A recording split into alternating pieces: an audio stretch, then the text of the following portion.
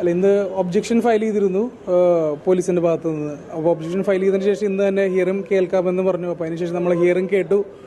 ശക്തമായ വാദമായിരുന്നു. അപ്പോൾ അതിനുശേഷം വാദങ്ങളെല്ലാം കണക്കിലെടുത്തുകൊണ്ടാണ് ജഡ്ജി ഇങ്ങനെ ഒരു വിധി എഴുതിയിട്ടുള്ളത്. നമുക്ക് വളരെ ഫേവറബിൾ ആയിട്ടുള്ള ഒരു വിധി നമുക്ക് ഇപ്പോൾ ലഭിച്ചെങ്കിലും ഇൻവെസ്റ്റിഗേഷൻ ഇനിയും നടന്നുകൊണ്ടിരിക്കും.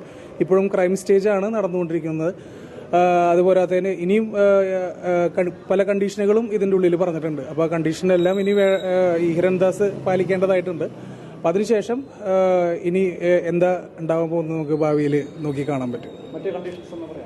കണ്ടീഷനായിട്ട് നമുക്ക് ഡീറ്റെയിൽസ് ഒന്നും മുഴുവനായിട്ട് കിട്ടിയിട്ടില്ല. നാളെയായിട്ടാണ് നമുക്ക് എല്ലാ ബെയിൽ നമുക്ക് ഓർഡർ കിട്ടുള്ളൂ. കിട്ടുമ്പോൾ ഞാനത് വേണ്ട പോലെ ഷെയർ ചെയ്യാം.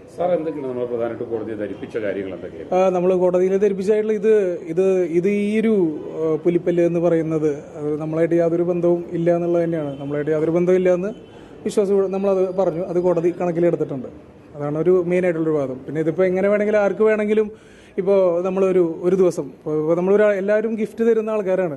ഒരു ദിവസം ഒരാൾ നമുക്ക് ഗിഫ്റ്റ് തരുന്നു, നമ്മളത് മേടിച്ച് വയ്ക്കുന്നു. അതിനുശേഷം നമ്മൾ ഒരാൾ പോലീസ് സ്റ്റേഷനിൽ പോയിട്ട് ഇത് കിടക്കുന്ന പുലിപ്പല്ലാണെന്ന് പറഞ്ഞു കഴിഞ്ഞാൽ അത് നമുക്ക് കണക്കിലെടുക്കാൻ പറ്റുമോ? നമ്മളെല്ലാവരും ബാധിക്കുന്ന കാര്യമാണ്.